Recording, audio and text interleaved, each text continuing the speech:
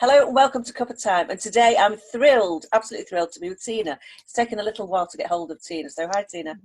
Hi, how are you? I'm fine, thank you. It's a lovely sunny day today, quite I warm. know, Quite warm. absolutely beautiful, Yeah, beautiful. we're having lots of this nice weather.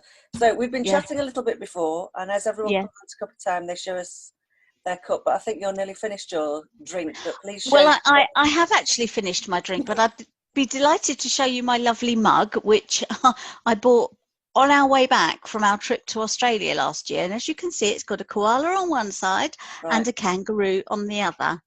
And actually, we often buy mugs when we go on holiday. In fact, I'll always look out for a mug, but they have to be a certain type of mug. I Right. can't just have any shoddy old mug. It has to be a nice feeling one. Yeah. And that absolutely fits the bill. And of course, the nice thing is every time I have a cup of tea, I can look at it and it reminds me of my holiday. Yeah. So in And terms of the side of it, it looks as if, is it glass as well as pottery? How do you? I've no idea what it is. I've no idea what it is, but suffice to say that it does hold a cup of tea and it Right. doesn't leak. Okay. I've never seen one like that before. No. I have to say we had to do a double take when we were at the airport looking at it. So, but no, I wished I'd got more. I got two. I wished I'd got more. But Uh-huh. there we are. I'll have to go back to Australia. It's as simple as that. Well, as you're a travel For a mug. counsellor, I think you can quite Mm, easily arrange that for yourself. I But could easily arrange it. but aside from being to Australia at the tail end of last year, what is it that you generally do in your life that keeps you uplifted? Well, I'm very lucky to have two children, two grown-up children. My daughter is married and has given us two beautiful granddaughters, Hmm. one of which is 3.5, and the other's just over 2 months old. And I haven't seen her obviously for Oh, about five right. weeks now. Yeah. But so for me, it's all about my family Yeah. and my mum and relations and spending time and with friends. Uh-huh. It's just about getting together and, putting the world to rights. Yeah.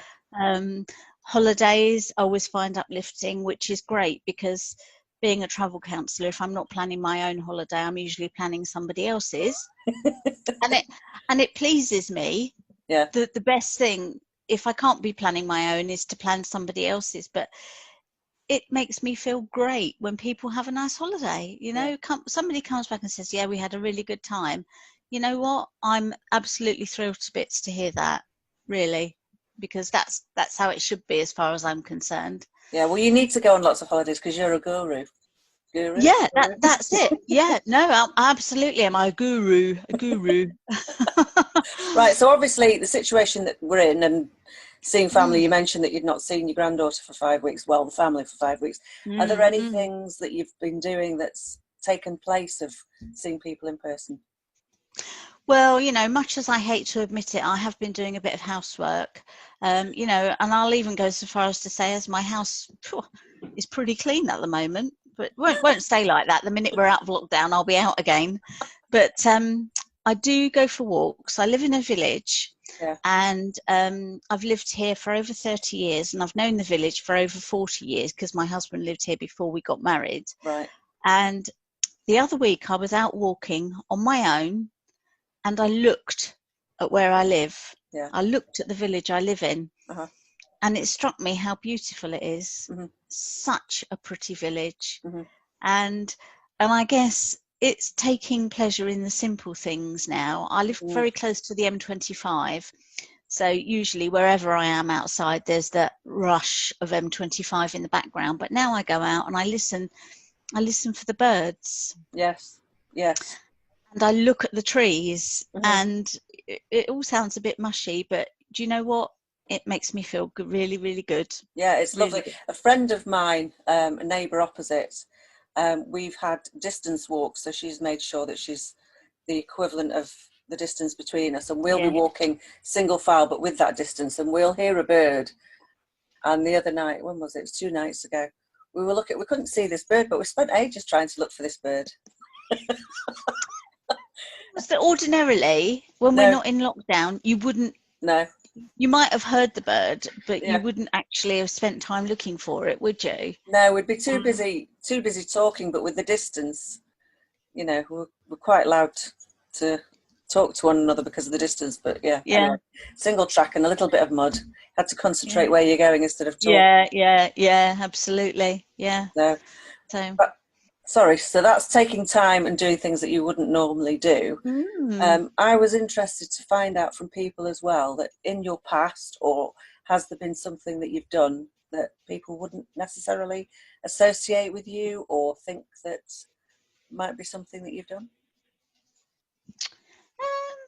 yeah, I think something that a lot of people don't know, obviously family do, is that my husband and I built our own house. Oh, did you? Yeah, and when I say built our own house, literally built our. I mean, obviously he did quite a lot more than me. Yeah. But it's probably the reason I've got a bad back at the moment is because I've knocked up that many loads of cement in my lifetime. Yeah.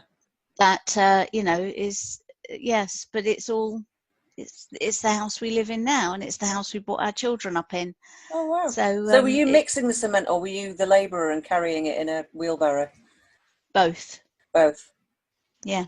Yeah. Both. In my distant past, I've done those roles as well. Have you? My dad had an extension, or not my dad, my parents had an extension. So my sister and I were the labourers. So and your dad built it? Dad was mixing, we were moving that, and if it wasn't that, it was plaster. Plaster's awful heavy, carrying buckets of plaster. Gosh, yeah. That's even worse. Yeah. No, we did actually have a plasterer in for that bit. Yeah.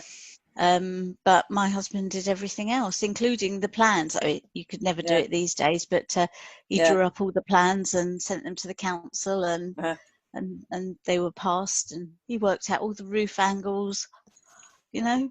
So but yeah, so I've done more than my fair share of knocking up cement and painting, moving things from here to there to there to there. So you didn't have a desire that once you'd done one house you wanted to do another? It was a case I would do another one. Well, when I say I would do another one, no, well, not physically now. I would do another one. But now it would be sitting back saying, no, you don't do it like that. You do it like this. Because we're a bit old to be doing that sort of thing now. So you'd be the foreman?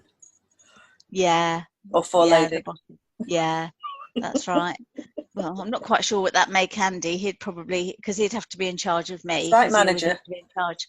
Yeah, site manager. Yeah, absolutely. So that's something that not a lot of people know, and I think in this part of the country, it's not the sort of thing that a lot of people do, because basically they're not building land. I mean, we had a bungalow that we moved into, and we had designs to extend it, but actually it in the end we left about 4 bricks just above the front door. That's all there is of the old bungalow, because the walls that we wanted down didn't want to come down, and the walls that we wanted to leave up almost came down on their own. So so that was that. Yes. Very good. So, but yes, I would do it again if I got the chance. Yeah. But I think Andy's decided he's too long in the tooth. So, yeah. Well, we can discuss these sorts of things in the future now. I never knew. Yeah. Well, there you are. Yes. Well, too many stories. I'm not going to mention them now. Yes, extensions, stories, lighting. Anyway, all right. Well, thank you ever so much for your time today. It's been a pure joy to catch up with you. And thank you. If we don't meet by Zoom, we'll meet at a meeting, or even somewhere else where either of our names might be associated. Yes, absolutely. Find circles that other people are involved in. So thank you again for your time. You're welcome. And see you again soon. Yeah. Take care, Fiona. Thank you. Bye for now.